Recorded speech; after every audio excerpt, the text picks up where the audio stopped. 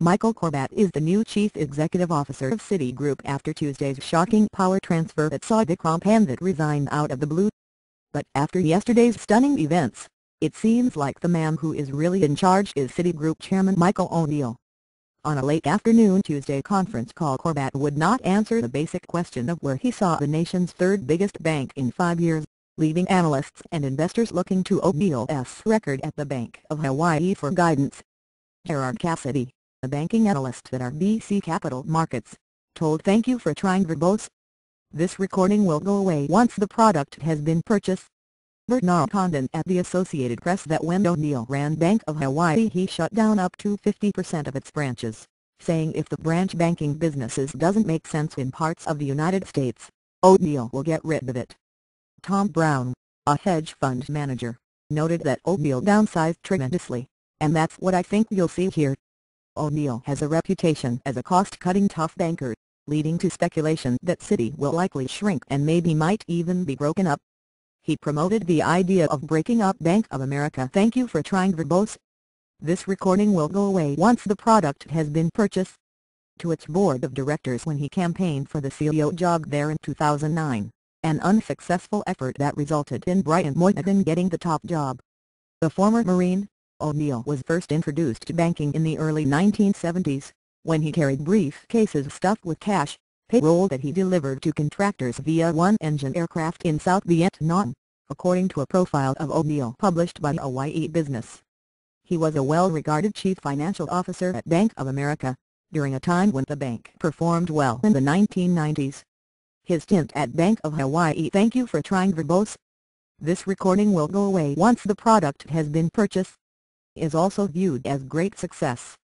The graduate of Princeton University, O'Neill got his MBA at the University of Virginia and worked in banking jobs in Europe and Asia, eventually becoming chief financial officer at Continental Bank before it was purchased by Bank of America. He had to quit as CEO of Barclays just 2 months into the job in 1999 after he developed a heart condition. O'Neill joined Citi's board in 2009, well after Pandit started running the bank, and became its chairman in April. Whatever one thinks of the job Pandit did, "Thank you for trying verbose. This recording will go away once the product has been purchased."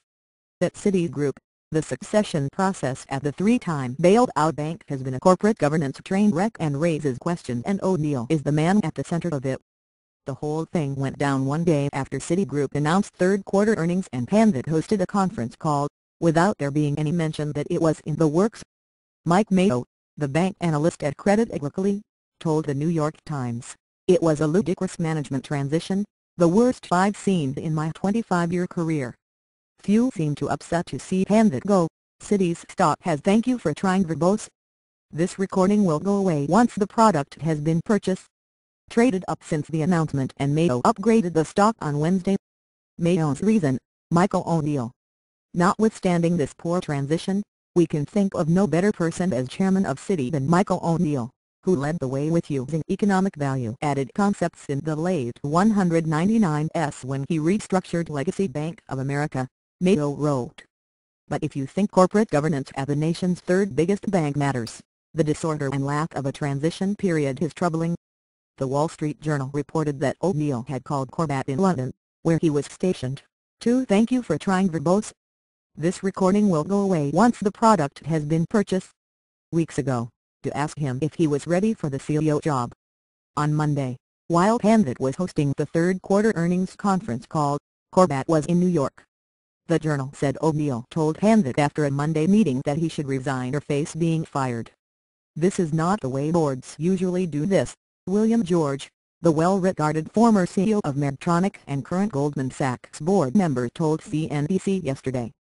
"It's not the normal way things are done, and it's going to lead to a lot of uncertainty. I suspect in the ranks. Thank you for trying verbose. This recording will go away once the product has been purchased. And that would worry me. Like has often been the case with Citigroup, fiascos at the bank have a way of impacting the broader banking system, even the entire economy." Other bank CEOs will no doubt learn the lesson of the bungled Citigroup power transition. It will certainly embolden them to fight any attempt to split the CEO and chairman role. Another problem if you think corporate governance is important at big American banks. Either way, there should be little doubt about who is setting the strategic direction at Citigroup going forward.